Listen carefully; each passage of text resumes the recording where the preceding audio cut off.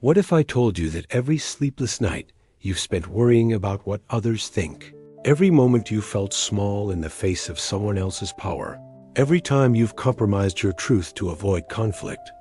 What if all of that was just you forgetting who you really are? There's a place inside you that no one can touch. A fortress of the soul that remains intact no matter how many times the world has tried to break you down. Today, we're going back there. We're going home to yourself.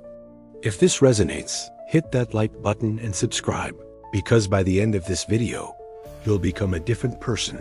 So stay till the end. You wake up tired, not just physically, but spiritually exhausted from carrying the weight of everyone else's expectations. You've been performing for so long that you've forgotten what your authentic voice sounds like. The mask has become so comfortable that removing it feels like peeling away your own skin. This is the great wound of our time, the slow erosion of the self. We live in a world that profits from your insecurity, that feeds on your need for validation, that grows stronger as you grow smaller. And somewhere along the way, you began to believe that love was earned through compliance, that worth was measured by your usefulness to others, that peace could only be found by making yourself invisible. But here's what they don't want you to know. Your pain is not a sign of weakness. It's the birth cry of something magnificent trying to emerge from within you. Carl Jung understood this deeply when he wrote about the wounded healer. The idea that our greatest suffering becomes the source of our greatest strength. But first, we must stop running from the darkness within us. We must stop pretending that if we just try hard enough, smile bright enough, achieve enough, that the emptiness will finally be filled. The truth is more beautiful and more terrifying than that. You are already whole. You always have been. But you've been convinced to seek outside yourself for what was never lost. Think about it. When did you first learn to doubt yourself?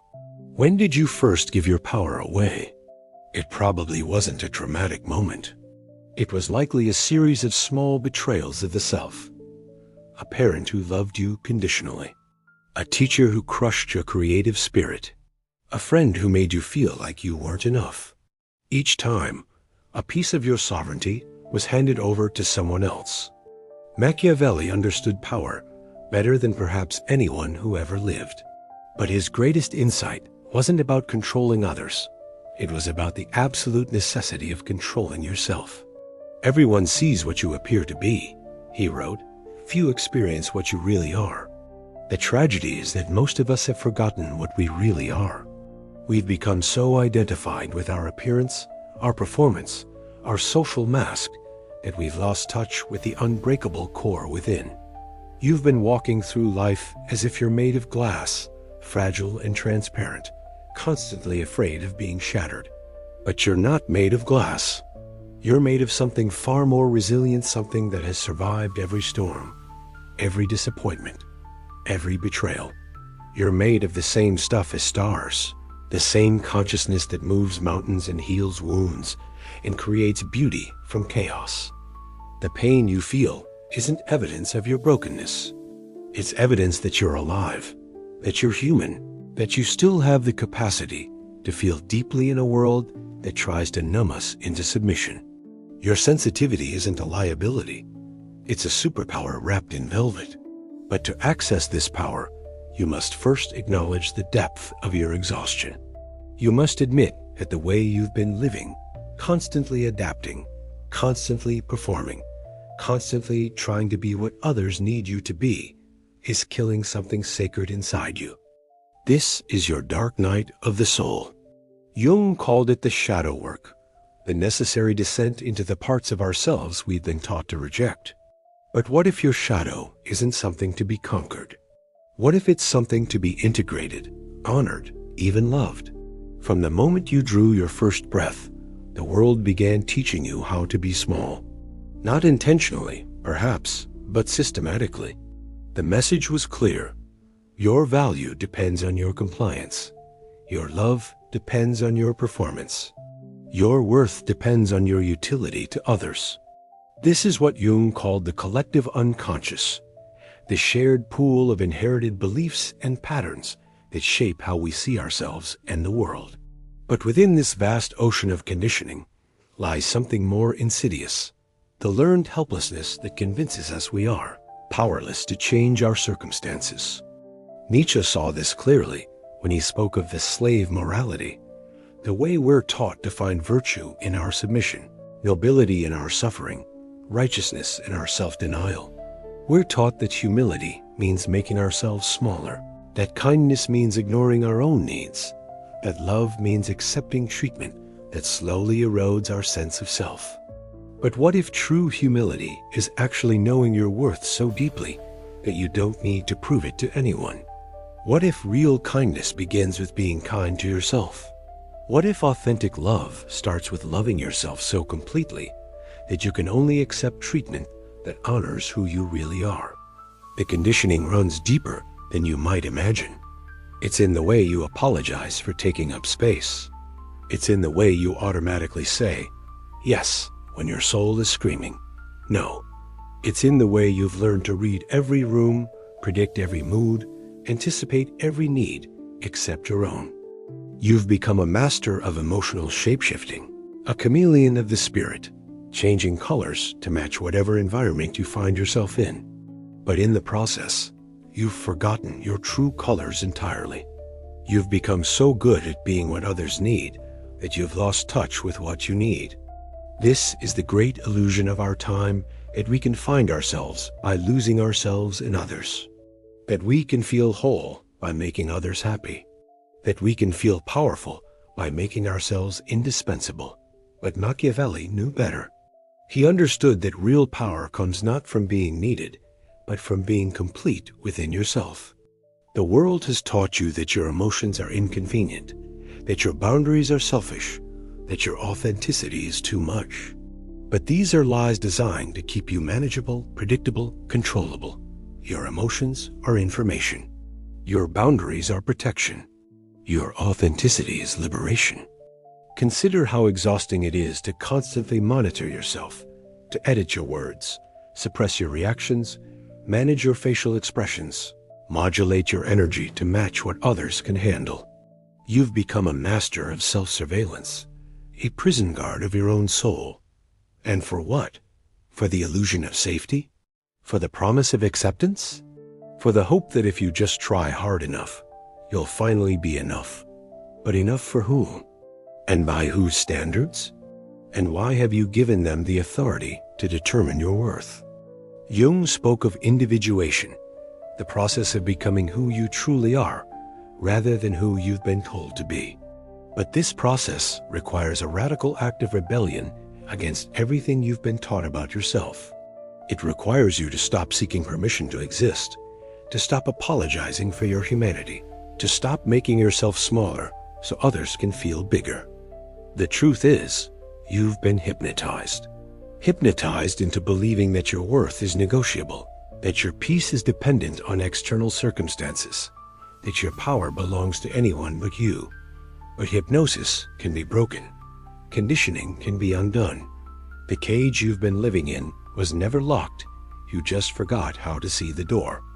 There comes a moment in every awakening soul when you must make a choice.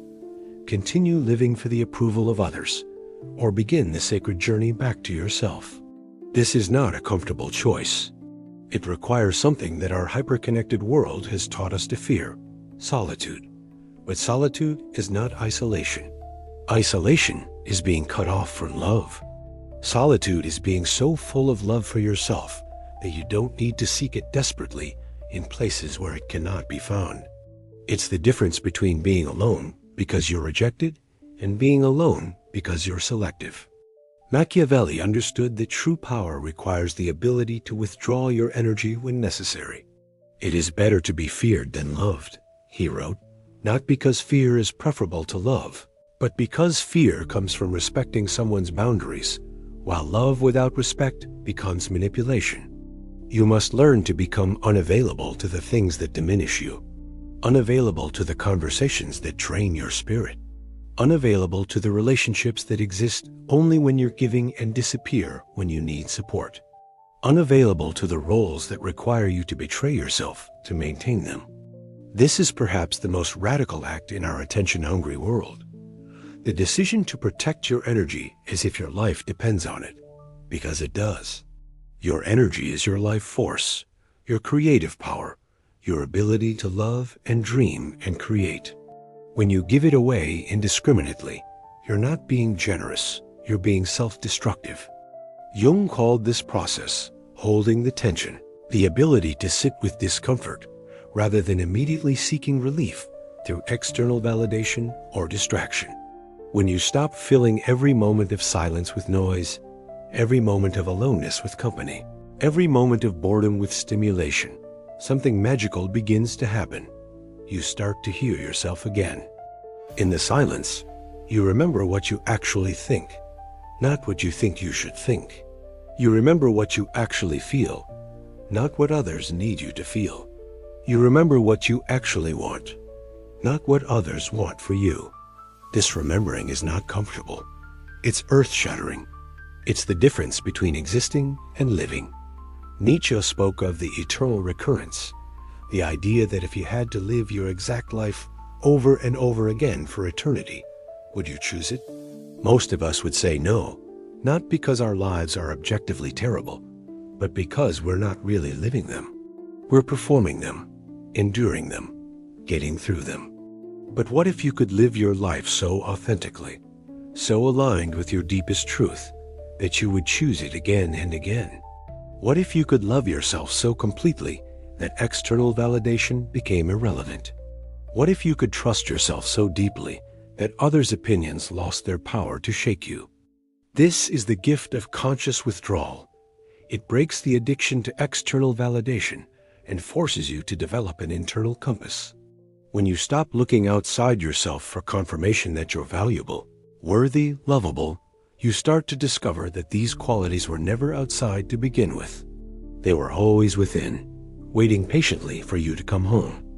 The withdrawal is not permanent. It's not about becoming a hermit or rejecting all human connection. It's about learning to connect from wholeness rather than neediness, from choice rather than compulsion, from love rather than fear. When you know who you are in solitude, you can maintain that identity in company. When you can love yourself in silence, you can receive love without losing yourself in it. This is what Machiavelli really meant by power. Not the ability to control others, but the refusal to be controlled by your need for others. Not the capacity to manipulate, but the strength to remain unmanipulated. Not the skill to dominate, but the wisdom to be self-sovereign. In the crucible of solitude, something alchemical begins to happen. The lead of your old conditioning starts to transform into the gold of authentic selfhood. This is not a comfortable process. Rebirth never is. But it's the only way to become who you were always meant to be. Jung understood that psychological transformation follows the same pattern as spiritual initiation. There must be a death before there can be a resurrection. The death of the false self, the people-pleasing persona, the version of you that exists only to meet others' expectations. This death feels like loss at first, because in many ways, it is. You're losing the familiar prison that has been your home for so long. But what emerges from this conscious dying is something magnificent. Your true will. Nietzsche called it the will to power, not power over others, but power over yourself. The ability to direct your own life force, to choose your own values, to create meaning from the raw material of existence. This is where Machiavelli's wisdom becomes profound. He understood that the person who knows themselves completely cannot be manipulated by others. They cannot be bought with flattery, controlled through guilt, or dominated through fear, because they've already faced the worst enemy they'll ever encounter, their own unconscious patterns. You start to notice the subtle ways you've been giving your power away. The way you change your posture when certain people enter the room. The way your voice gets smaller when you're around people you perceive as more important. The way you edit your thoughts before speaking them, filtering your truth through the question, will this make them like me? But now you ask a different question. Is this true for me? And if it is, you speak it, regardless of how it's received. If it isn't, you remain silent, regardless of what others expect. You begin to live from your center rather than your circumference. This transformation manifests in unexpected ways. You stop explaining yourself to people who are determined to misunderstand you. You stop apologizing for having needs, preferences, opinions. You stop performing enthusiasm you don't feel, interest you don't have, agreement you don't experience. The people who loved your performance may not love your authenticity. And this is the first test of your rebirth. Can you love yourself enough to let them go? Can you honor your truth more than their comfort? Can you choose loneliness over the soul death of constant performance? Jung called this individuation, the process of becoming undivided within yourself. When you stop splitting yourself to please others, when you stop fragmenting your energy to meet impossible demands, when you stop betraying yourself to avoid conflict, something powerful happens. You become whole. And wholeness is unbreakable, not because it doesn't feel pain, but because it doesn't identify with the pain. Not because it doesn't face challenges, but because it knows challenges are temporary while your essence is eternal. Not because it doesn't experience rejection, but because it no longer needs universal acceptance to feel worthy. Your energy becomes your own again. Your time becomes your own again. Your love becomes something you give freely rather than something others take desperately. You move through the world not as a victim seeking rescue, but as a sovereign being creating your own reality. This is the secret Machiavelli was really teaching. The person who controls their own inner state controls their destiny. External circumstances become irrelevant when you're no longer dependent on them for your peace. Other people's behavior becomes manageable when you're no longer trying to control it. You realize that all those years you spent trying to change others, you were avoiding the only person you actually had the power to change, yourself. And in changing yourself, in reclaiming your energy, your attention, your devotion, you change everything. Within you lies a fortress that has never been conquered, never been compromised, never been touched by the chaos of the world. This fortress is not built of stone or steel, but of something far more durable, self-knowledge. It's the place Jung called the self with a capital S, the eternal, unchanging essence of who you are, beneath all the roles, all the identities, all the stories you've been told about yourself.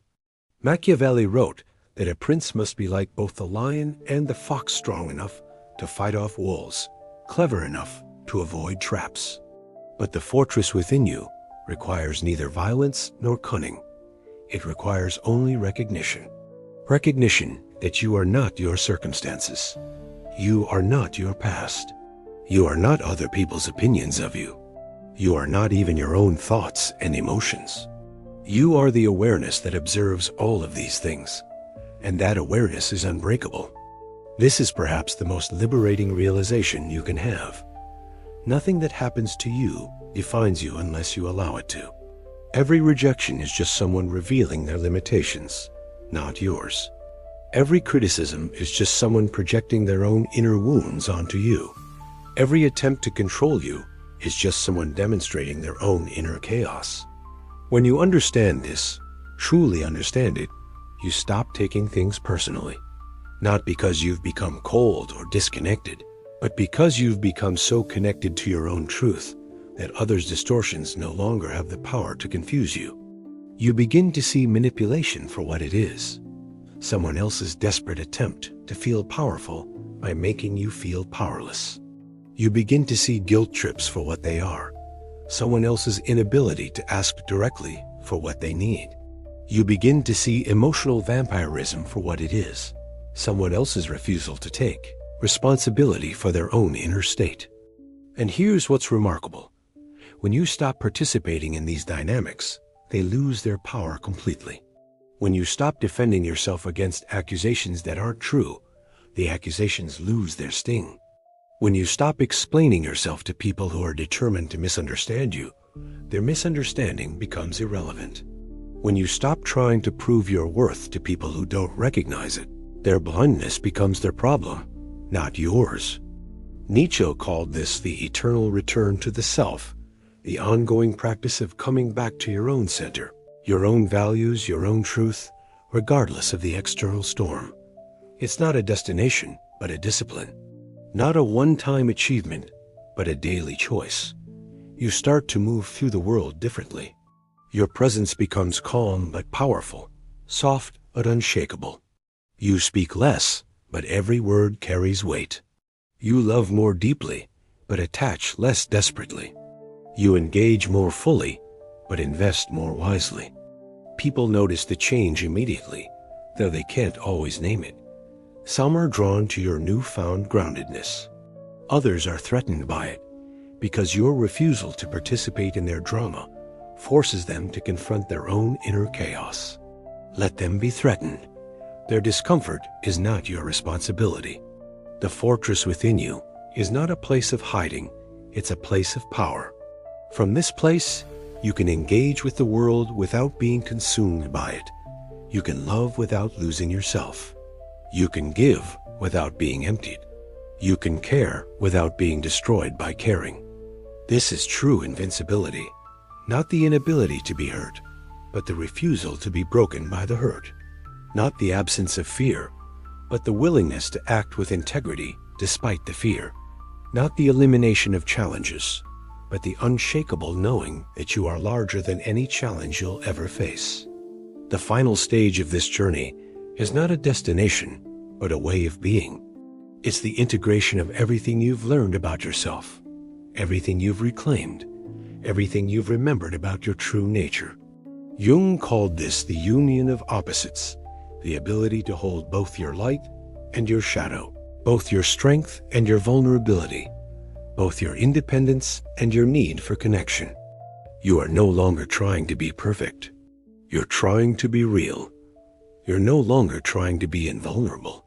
You're trying to be authentic. You're no longer trying to control outcomes.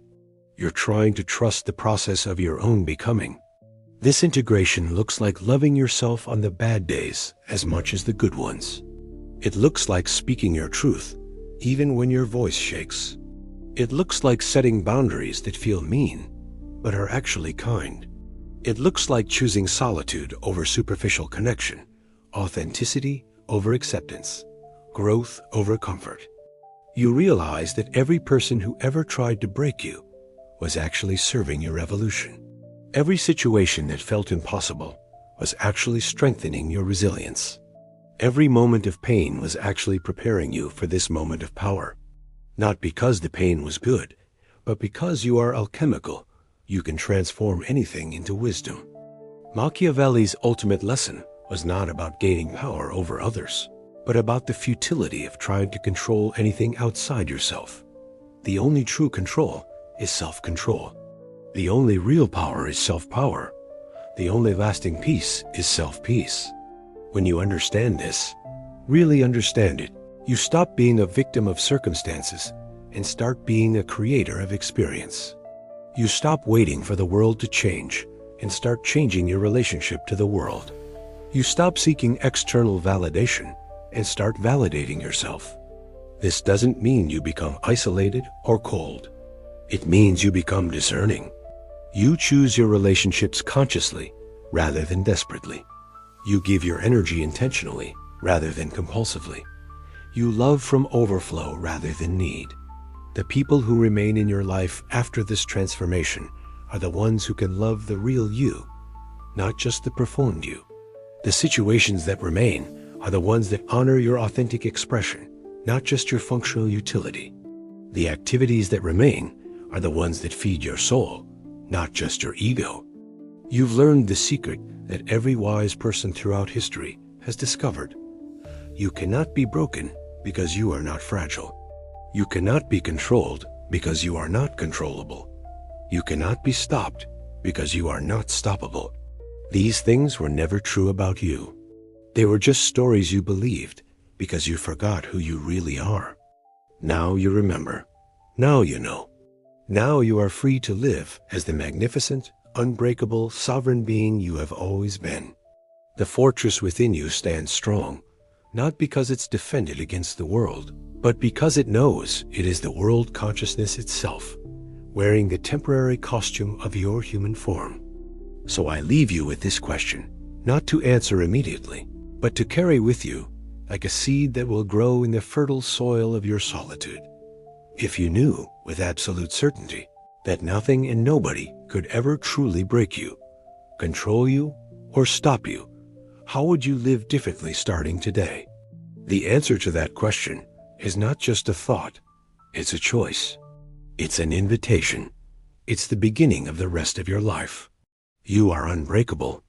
You always have been. Welcome home to yourself. If this video touched something deep within you, if it reminded you of a truth you'd forgotten, honor that feeling. Like this video, subscribe for more journeys into the depths of human potential, and most importantly, go live as the magnificent being you truly are. The fortress within you is waiting. The door has always been open. Step inside. You belong there.